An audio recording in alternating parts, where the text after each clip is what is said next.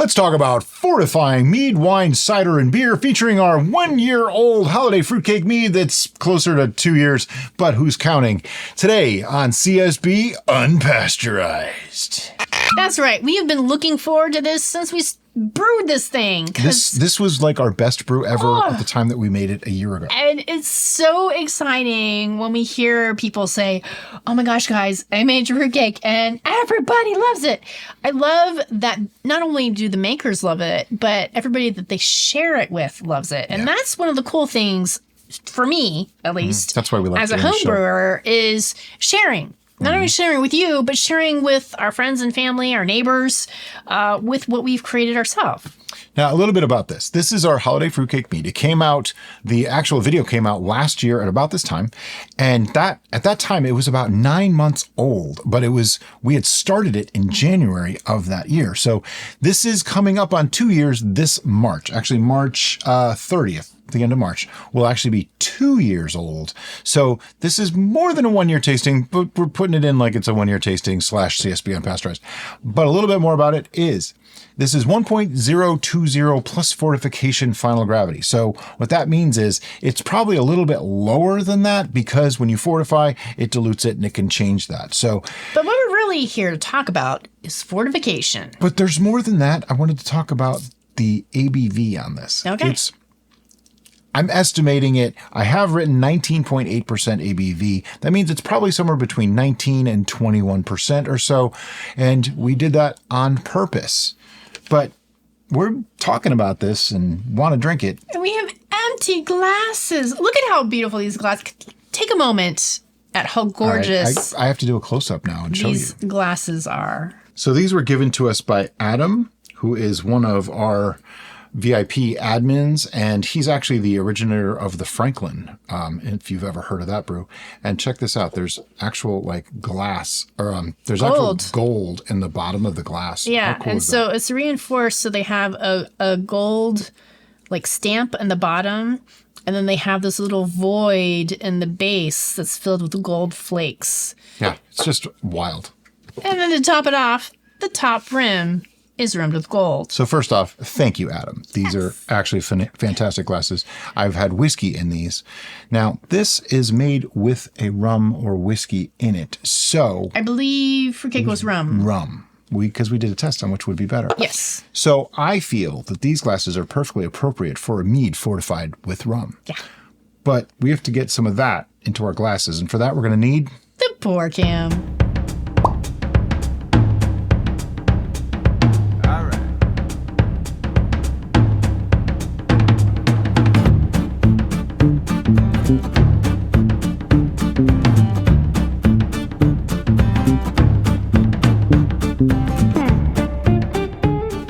Of having a very sensitive nose is that when you're pouring something for a pour cam, you can smell it already. And oh my goodness, does this smell fantastic. Wow. Most people attribute fruitcake with bricks that you use in the foundation of your house. Yeah, or a weapon. Yeah, a weapon. Or that gift that just keeps on giving because everybody has given it to someone else. Passed it. I've only actually eaten fruitcake a couple times in my life. It was just never something I looked forward to. I think my grandmother made it a couple times and I was like, okay. I'd probably eat it now, which sounds weird, but anyway, this first. Look at that. It is beautiful. It actually looks like a whiskey. Look at that. Can you see it? It really does. That looks like a whiskey. Can you see that? Is it beautiful? I think they can see it. Okay. It's beautiful. It is. It looks so pretty. I almost don't want to drink it. Really nice caramel color, a little bit of a reddish hue. Except the nice smell of it. And on the smell, get all the fruity notes. Like I don't remember exactly what fruit we put in this. But there are dates and figs and lime in this. Lime? Yeah, lime zest. We used our Rampur lime zest. Oh, the Rampur limes. Okay. Touch. And I know there was spices and everything else in it too. My typical spices. I believe maybe so. Cinnamon and allspice and clove. And every bit of that is coming through on the nose. It's really... It's fantastic. As well as the rum. I get a little bit of the rummy. But the rum aroma is not overpowering what we actually use to make this. No, this smells like honey. I smell the mead. some people get on us about fortification. And Yeah. That's the first thing on my Is notes. it cheating? We actually did a video on this already, but a couple of people were kind of mad about it. And I mean, everybody's entitled to their own way of doing it in their own opinion. And my thinking is our show is all about trying to be inclusive. We want to bring people into the hobby. We want to bring people who've never done this before into this new hobby.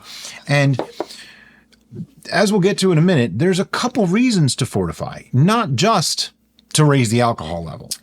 If you were using fortification just to raise the ABV just because you wanted more alcohol and you didn't care about anything, you really didn't want to ferment, you just wanted a bunch of alcohol, then sure, just maybe. Go buy a bottle of whiskey or rum, though, really. Right. I mean, and, you know, I know somebody's going to say, oh, what about your 30% ABV mead? Okay, that was a joke.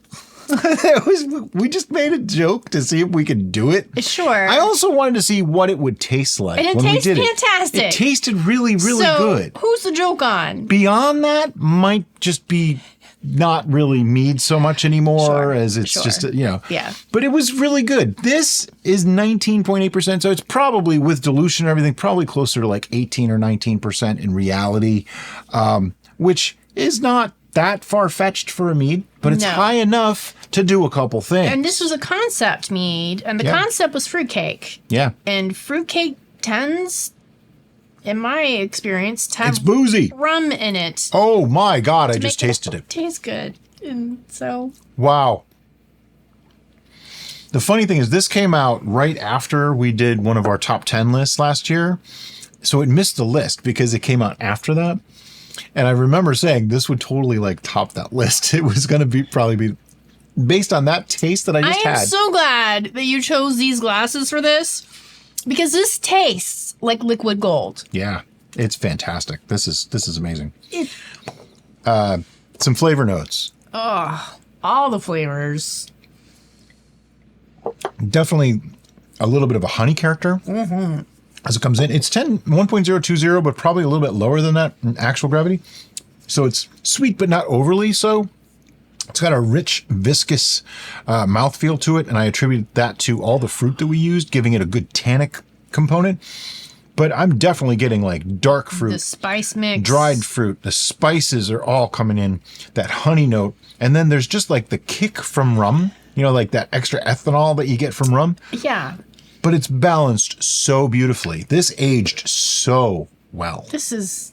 I think this is the last bottle. It is. I've been drinking it because every time I find one, I'm like, oh, I want that. Yeah. Wow. If there was ever a brew to make off camera just so we have more of it, it would be this one. And you know, it's funny. A lot of people ask me, "Oh, what do you guys make just for you?" We don't anymore. We couldn't possibly keep up with how much we make now, let alone making stuff off camera just to drink.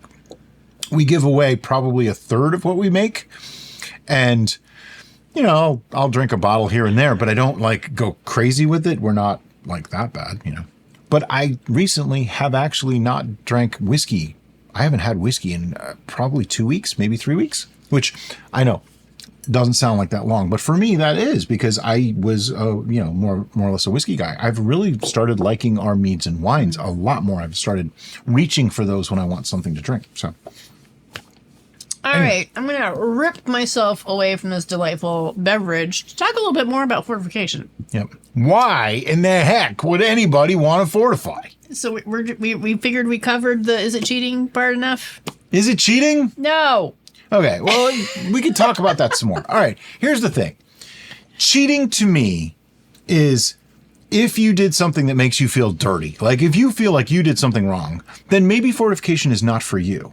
But I would never tell someone else that they're doing it wrong if they enjoy it and they like the process. And further, because everybody has their own story and everybody has their own road to travel. And I'm not going to get too deep on you, but the fact of the matter is, once we get to why you fortify some of the reasons, you'll understand why I'm saying this, because you'll also there understand is a difference. Why it's not cheating. Yeah. If you're doing it, like Derica said earlier, just to raise the ABV, just for ABV's sake, then it might be cheating.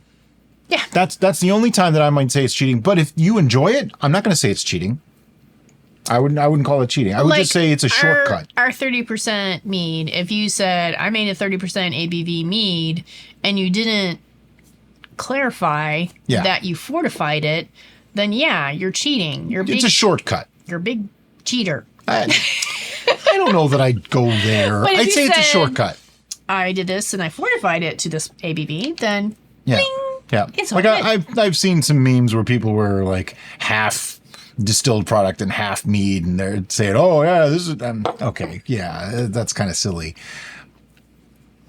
That said, if you were in an area where it is legal to distill, and you brewed a beverage and then you distilled the beverage, or you distilled another beverage and combined the two, is that cheating? Heck no. And that is something that a lot of people told us we should do on our 30% ABV mead.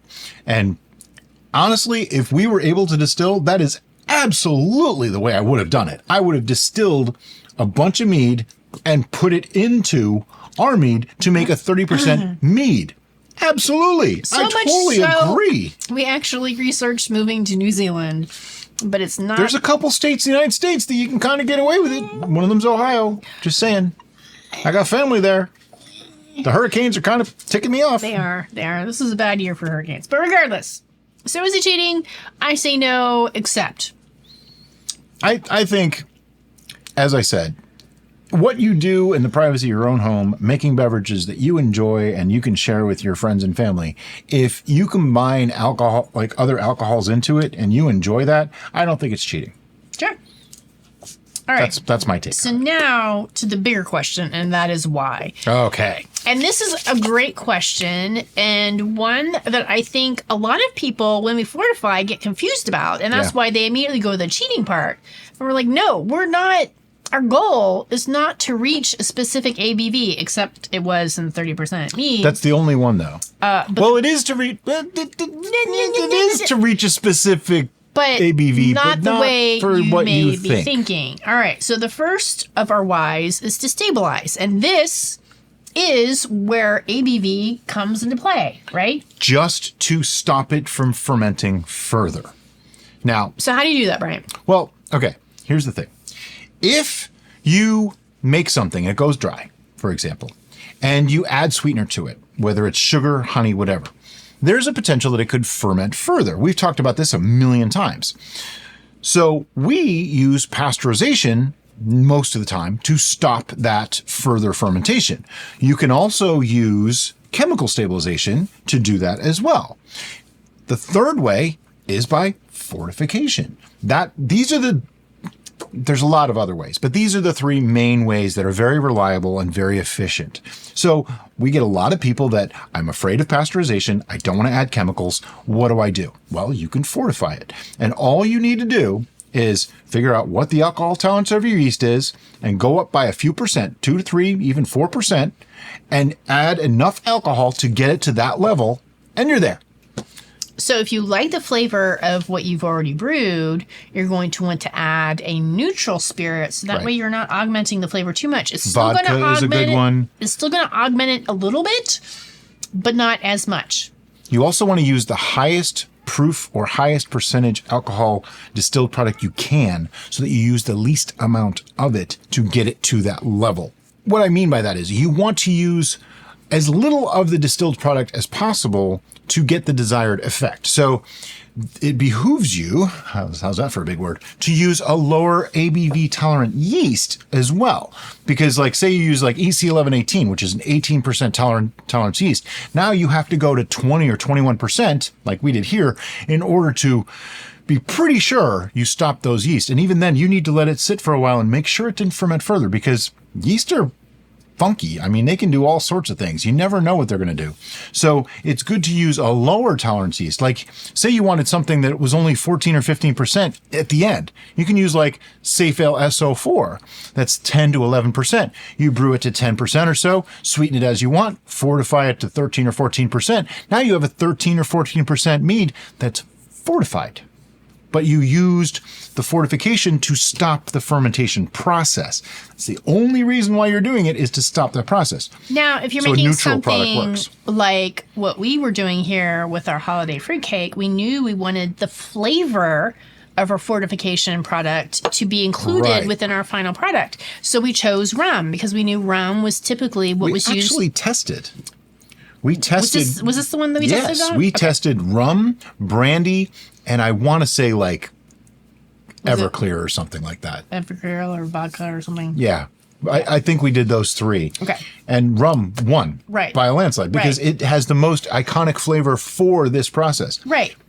So the flavor of the rum not only added to the flavor of our original brew, but it also raised the ABV to stabilize the brew as well. So it was a dual. Right. Combo So in this there. case, we actually did both. We used it to stabilize and to add to the flavor of it, which Is our second note, flavor.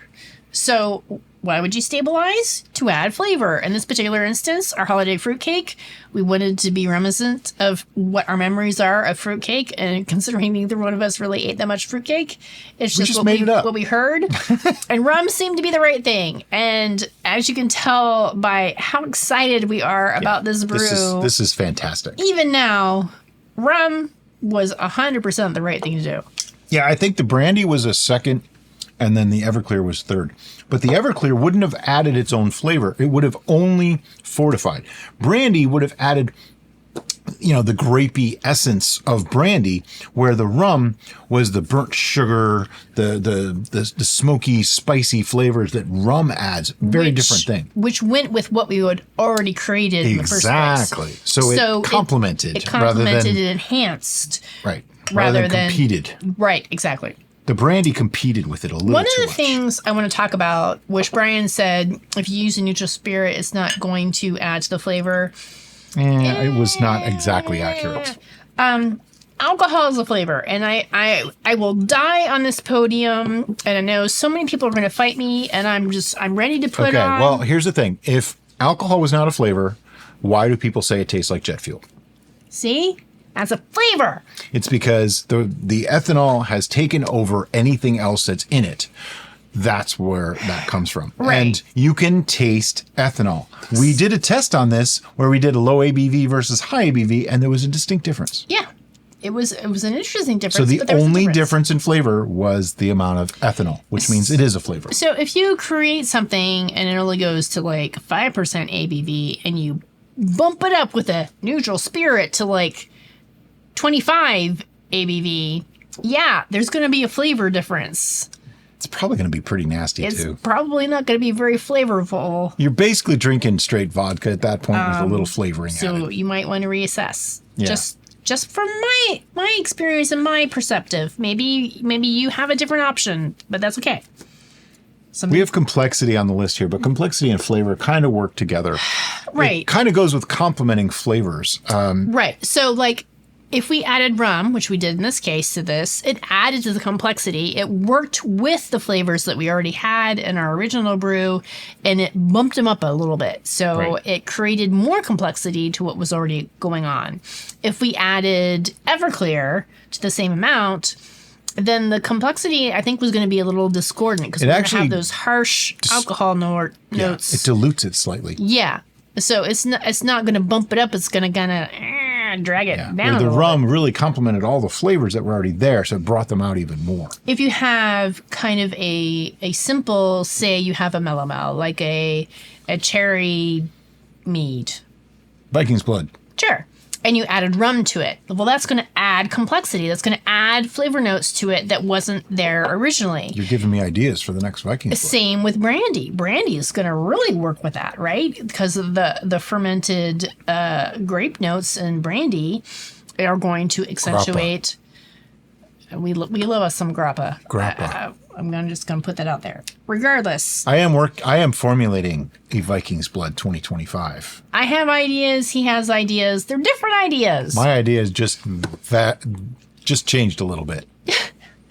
I think it's going to be All right. So hopefully that explains the complexity and how the flavor notes of what your Use it as a fortifying flavor with. intensifier rather than a flavor. Can bring something up. Yeah. Make it more complex. Add something to the mix. The final thing is preservation. And we had a little pre-conversation about, is there really a difference between stabilization and preservation? Absolutely. And there is. Stabilization is to prevent fermentation further, whereas preservation is longevity on the shelf. They're two different things. They do work hand in hand, but they do matter. Exhibit A. Yeah, this is preserved. This, if we didn't open this bottle, this would be good for a couple of years more, without doubt. There's no oxidation. There's no off flavors. There's nothing wrong here. So preservation is important. Alcohol is a natural preservative. We all know this. The higher the alcohol, the more preserved it's going to be. That's why distilled products can last for years in the bottle. At this point, this bottle would be gone, except I know I have more work to do today. Yeah, we just started. So I want to talk about something else too. How do you fortify? Like, exactly what do you do? Okay. It's actually pretty simple. I'm going to give you the whole formula and I'll write it out on the screen so that you can see it. But basically, first step is to know when to fortify. when it's completely done. And what we mean by that is that when your original product is completely done fermenting, And because you've if you done your add yeah. additional alcohol before it's completed fermenting, You're gonna it's kill it not off. going to ferment anymore. Yeah. You understand That is that, actually a right? way to stop it, but that's a little not something we wanted to talk about in this particular video. It's a little tricky when you try to stop an active fermentation, but it can be done. I've not really done it, so I don't really want to talk on that topic. But let's say you finished your mead, wine, cider, beer, whatever it is. You finished it. Then you're going to make your flavor adjustments. I feel the best way is to use the alcohol that you're adding to it as a fortifier as a flavor adjustment. Now, something of note here. Let's say you made a cider. You can fortify that with mead or wine. As long as you're adding to the alcohol content, you're fortifying it. That's Skipping ahead. I know, but it's important. And the way you do it is, let's say you made a 1 gallon batch, and after racking everything, you have 100 ounces of a 10% wine, mead, whatever. It doesn't even matter what it is. You have 100 ounces of that. So don't think of it as 100 ounces. Think of it as 100 parts. So it's 100 parts at 10%. Okay? Then you have your distilled beverage, whatever that happens to be, rum, brandy, whatever you're going to use, something that's higher alcohol. Let's just say, for the sake of argument, it was 50% alcohol. Okay. If you need to raise that 10% to say 15, you need to add enough of that distilled product to get it to 15%. I usually end up doing just a little bit of math for this, but here's how you calculate that ABV. Really, really simple. You have 100 parts at 10%. When you multiply those together, you get 1,000, right? If you have 10 parts at 50% of another product, now you multiply those together. So 10 parts at 50% is 500. So now you have 1,500, right? But you only have 100 plus 10 parts. So you divide that by 110, which I need a calculator to do. 1,500 divided by 110 gives us 13.63% ABV. So if you're trying to get to 15%, you need a little more. How much more? I'm not sure, but I can make an educated guess. Let's say we used 15 parts of the 50%, right? So that would be 1,000 for our original, because of the parts times the percentage, plus parts times percentage. 15 parts times 500 is 750. So now we have a total of 1750 divided by the total parts, which is 100 plus 15, so 115.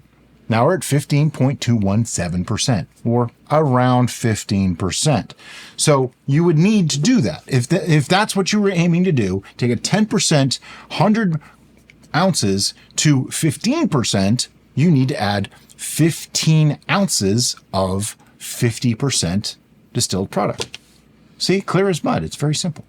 If this confuses you, you can ask We Brian. have a video on how to calculate that. We have a video, and if it still confuses you after you've watched that entire video, you can ask Brian, but we need all the information. There are other formulas out there that do the same thing. They work off of a similar method, but some of them are a little simpler. I do it the way I do it just because that's how the math works in my head, because Numbers don't work the same for me as they do for other people. We'll just stop right there. Yeah, they come in shapes and colors sometimes, so it's a little bit different. So it's easier for me to work that way, and I feel like that's a kind of a simple system that can work for any kind of brew. But I know that might be a little too much math for some people, and that's fine. But when it comes to fortification, to stop fermentation, it's important to understand the math. If you're doing it just to add a flavor to it, do it to taste. Doesn't matter. You can always pasteurize it if you need to. So our final topic on fortification is what can you fortify with? And we kind of talked about this a little bit already. That's why I told Brian he was jumping ahead. And basically the answer is anything with a higher ABV than what you had to start with. Say you had a 5% cider and you had a 7% wine. You can add the 7% wine to the 5% cider. You're fortifying it. That's right. You can fortify with your own homebrew. You're fortifying in name only, though, because you're not actually probably going to raise the ABV enough from that example to stabilize or add much to preservation. Now, if you happen to have one of those rocket fuel meads or wines that just taste like pure alcohol and it's like 18, 19, sometimes 20%, I've heard some people do, and you want to fortify something that's 10 or 12% that might be a little overly sweet with that, that is a great way to blend them together. You're going to get a higher ABV out of it, depending on how much, parts that you do. And that way it might stabilize depending on the yeast you used, but you can also alter the flavor components because now that rocket fuel is going to be blended with something that might be overly sweet or, the flavors didn't meld exactly right. Now you can blend that together and make something that actually is completely unique that you might have never thought of making. If you are unsure of whether these blends are going to work for you or not, you can do it on small batches, just adding to a glass and taking notes of the volumes that you've added until you get the perfect mixture, and then you can upscale that to your final brew. Absolutely. That's a really easy way to do that. And I recommend doing that, but take precise measurements because the thing is, every time you take a sip, you're taking some out. So it's a little bit tricky, but again, most of homebrew is to taste. So if you're exact on it, doesn't really matter so much because you can always add a little bit more, a little bit less in the final product to get it to where you want it. We use this really cool anchor hawking measuring glass like that 4 has ounces. All the different measurements on it. Yeah, it's teaspoons, tablespoons, metric, and American units for ounces. Depending on where you turn it, right? Mm-hmm. And so you can use that as your measuring device to put into your glass. So that way you can take notes and go, okay, I had this many parts of this and this many parts of that. How did it taste? This is where it was perfect. Now I can upscale that. Exactly. What else you got? That's all my notes. That's it? That's it. So now it's time to put a score. It's time for numbers. Okay, we have gone back to ye olde scoring system. That's right. Mostly because it makes more sense. It's 1 through 10. And we actually did a poll, and the people have spoken, and I have a hair. There was an eyelash on my glasses. Did you ever have that? It's just like right there, and it bothers you. So annoying. Anyway, the people have spoken, and it was like 58% or something were totally cool with the 1 through 10 scoring. We realized a couple of people, the reason we switched. We were reactionary. A couple of people I just totally whacked my glasses on had my face. made it like, oh, I'm not going to make that because you gave it a 7 versus a 7.5. That defeats the purpose of the scoring system in general. Please don't do that. A 0.5 difference does not mean that one is great and one is bad. Nope. It means that particular day, in that moment, we liked that one better. Yeah. Whereas, look at it from a general category. Like, I'm going to go through our scoring system. 1 through 4-ish generally means something we didn't really like. We might even dump it out if it was that bad. Just not something we're proud of, and we would just not do it again. Whereas, from over 4 to about 7 is, wow, this is pretty good. I would drink that. Might not be my first choice, but if somebody poured it for me and I was at their house, I might even have a second or third glass. Above that, now you're into the superior category. This is the stuff that it's just great. It doesn't matter if we gave it a 7.5 or an 8. They're great. Now, when you get to the 11, these things are superb. But it's hard to do, and we're getting a lot more picky. We are. I think We are. I think we're a lot more critical.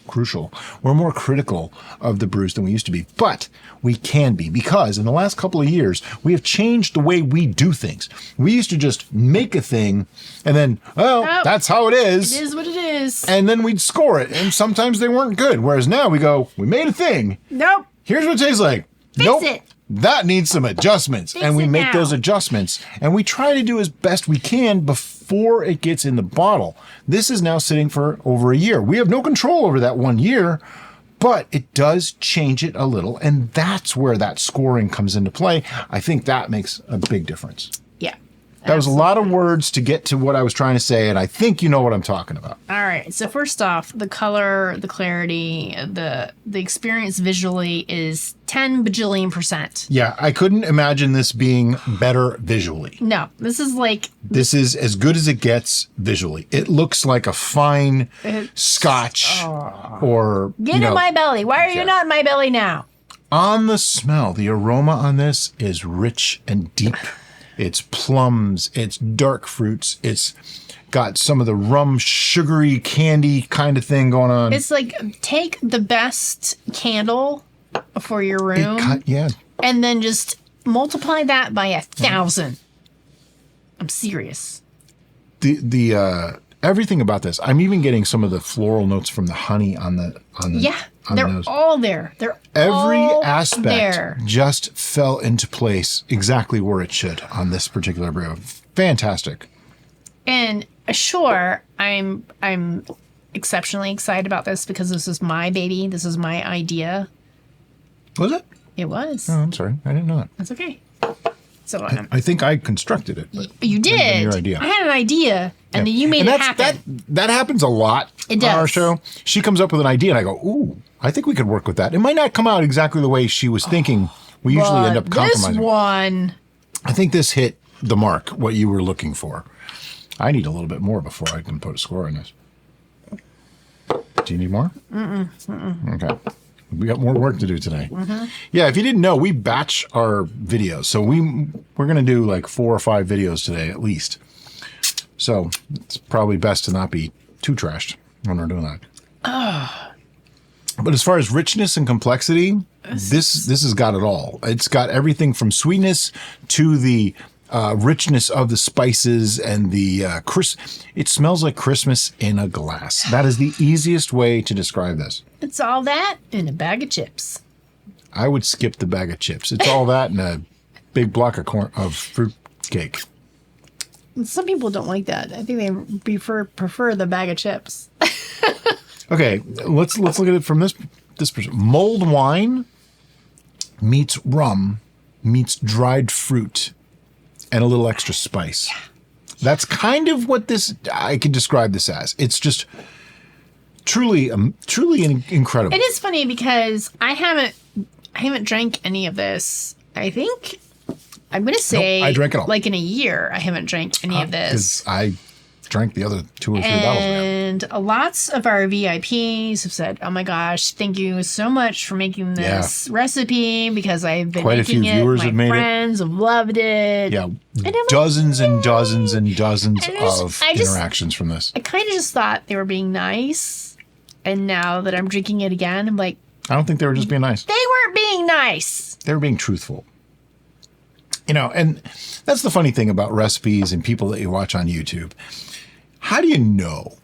Well, with us, we have a couple 100,000 people that watch our videos. And They'll tell you. We have several hundred people that are in our VIP group. They'll tell you. And they'll tell you, they're not going to lie. No. I don't expect anybody to lie for us. If this was bad, we probably wouldn't even be doing this video right now. But it isn't bad. This is good. I got a number. I do too.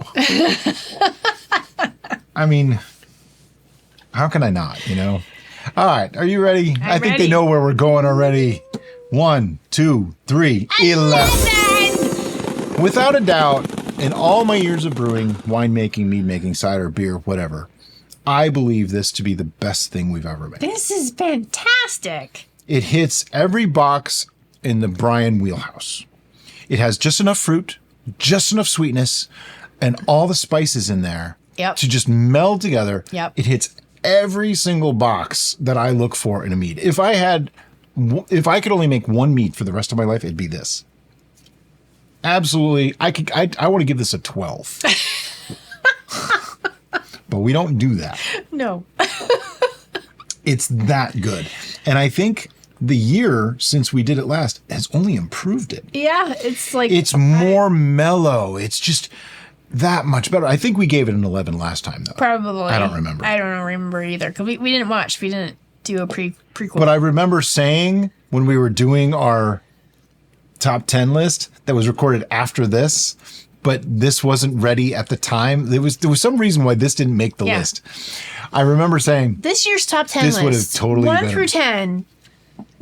Holiday No, Fruitcake we Mead. might have to actually do a top 10 this year. we might need to. People have been expecting it. They want one. All right, if you want us to do a top 10, say so in the comments, because it's not too late. We could probably still do one. Just we need to know, do you want that or not? We do have an upcoming trip. We're going to be out of town. Also, if you want a top 10, I do you think want this it comes to be out the after. top 10 of what was just made this year? Because remember, this was made in 2023. Yeah. So what's the time? Yeah, do you want... parameters? Okay, first, do you want a top 10? Second, do you want a top 10 of 2024? Or do you want a top 10 of all All time? time. I like the of all time thing because that evolves over time. And that means older things can come back.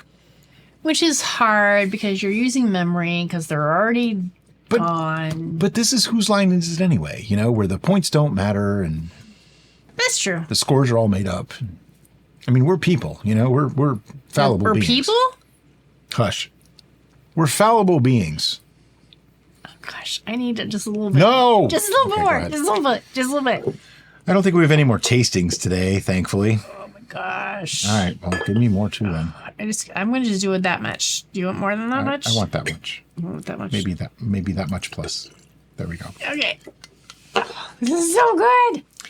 It's okay. We like most of what we make. We love some of what we make. This is a little beyond that. I really do wish of all the times that we made a larger batch, this was it. And This was such a weird concept. But you know what? though. Let's talk about that for a minute because this comes up all the time. People talk about why don't you guys make 5 gallons or 3 gallons? Okay, first, to make 1 gallon, 3 gallons, or 5 gallons is really no different. Other than it's, in theory, more work to mix them 3 and 5 gallons. We have 4 1-gallons that we're going to be testing in some capacity today. Yep. Plus, we have 3 additionals that we're not testing today. And then when we come back from our trip, we're going to be creating 3 more. Yep. So how much more do we need to make? We have no need There's to just make 2 of larger us. batches. But this is important, and I think this is crucial for people to understand. We do 1 gallon batches because it's very easy for us to show them on screen, to Primary number 1. I would say that above everything. to maneuver them, to move things. Much easier for a 1 gallon. Second is, think about it. We do anywhere from 40 to 50 new brews every year. So if each of those gives off 4 to 5 bottles, that's 200 to 250, something like that, bottles a year, which even break that down by 52 weeks. We're drinking a bottle a day almost to make them go away. And that's a lot. And that's if we don't buy anything commercially. Right. Which we do. We do. Of course we do. So it's a little crazy for us to try to do more. I've said it to some people when they've asked, we have absolutely no need to make more than we already do. I mean, you see the collection behind me, right? But that's one thing. It's so much easier on camera to show a 1 gallon batch. We can maneuver things. We can move things. My hands are not what they used to be. I'm starting to get arthritis and it's a problem. I can't hold larger containers. Yeah. A 3 gallon container is going to take up half the screen over here. We don't have a big space to shoot in. That camera, if I got up and stood up, I could probably reach the camera from here. Okay. That's how close we are to things. So it doesn't make sense for us. But if you want to make larger, absolutely go right ahead. There's no problem with that. Drink all my... Then have more. But from a 1 gallon batch to a 3 gallon batch, here's what you do. Multiply everything by 3, except the yeast. Just use the same amount of yeast we do.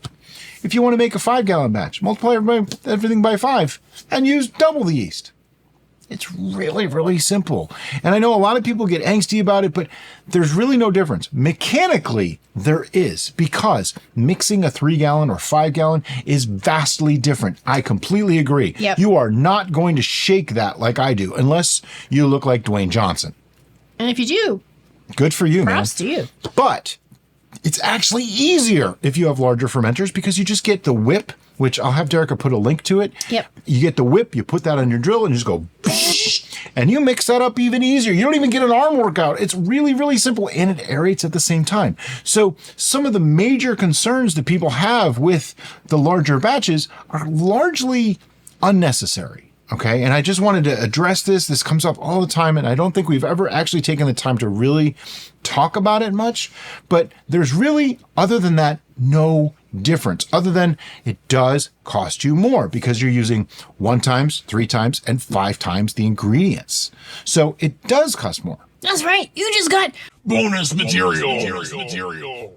Wow, that's a new one. So for us too, because a lot of our brews are sort of experimental. I mean, we're making it maybe for the first time, or we haven't tested it thoroughly or whatever. Yeah, so, like this one. Yeah, I don't want to make 5 gallons of something only to find out that it was crap. I'd rather make 1 gallon of something. And that's another reason why we condensed all of our videos into one video now. Because we used to do like the making of, then the racking of, then the bottling of, and then the tasting of. We didn't want you to wait 3 videos to find out whether it's good or not. We want you to know not just that, up from the front. people started making it along with us. And then if it was no good, now they felt disappointed. Sure. And I didn't want that to happen. I So don't that's blame why you. Yeah. we went to the all-in-one. We're trying to make all of our old ones into all-in-one so that you get a feeling up front. But we're also adjusting all of our recipes now to make them good. Even if, well, it might be questionable in the beginning, we're making it good at the end. So I think, in a way, my goal for a score for anything that we make now is kind of a 6 to a 7. Sure. If we can't get it there, I kind of feel like that's on us. Yeah, absolutely. Depending on what it is. I mean, nettle mead. I'm pretty sure there's nothing we could do to nettle mead that would still make it recognizable as a nettle mead. That would make it 6 to a nettle 7. blend. Yeah. But it wouldn't really be nettle mead anymore. Sure. That's the thing. And there are also always going to be outliers. But I think you guys kind of understand where I'm going with that. And if you don't, I'm really sorry. I'm just babbling. So, in synopsis, if you want to make any of our recipes ever, make this one, our holiday fruitcake mead. Yeah. Also, fortification. Is it cheating? No. Should you use it? Sure, if it's necessary. It's a tool. It's a useful thing. And what can you fortify with? Anything higher than the ABV of what you originally fermented. Touching on one other thing, really, really quick, and then we're gonna call this. Fortification is just a tool in your toolbox. It's not something to use every single time. Just like pasteurization is just a tool. You use it when you need it. So if you choose to pasteurize or you choose to fortify, is largely dependent on what the outcome that you're looking for is. They're both tools. They both can do the same job, but they do it in different ways and they add different things to the project. So that's why it's important to know why and when and how, so that way you can choose the right thing for your particular brew at that exact time. Absolutely. Any comments, questions, or suggestions, let us know in the comment section below. And as always, guys, thanks so much for watching and have a great day. Bye-bye.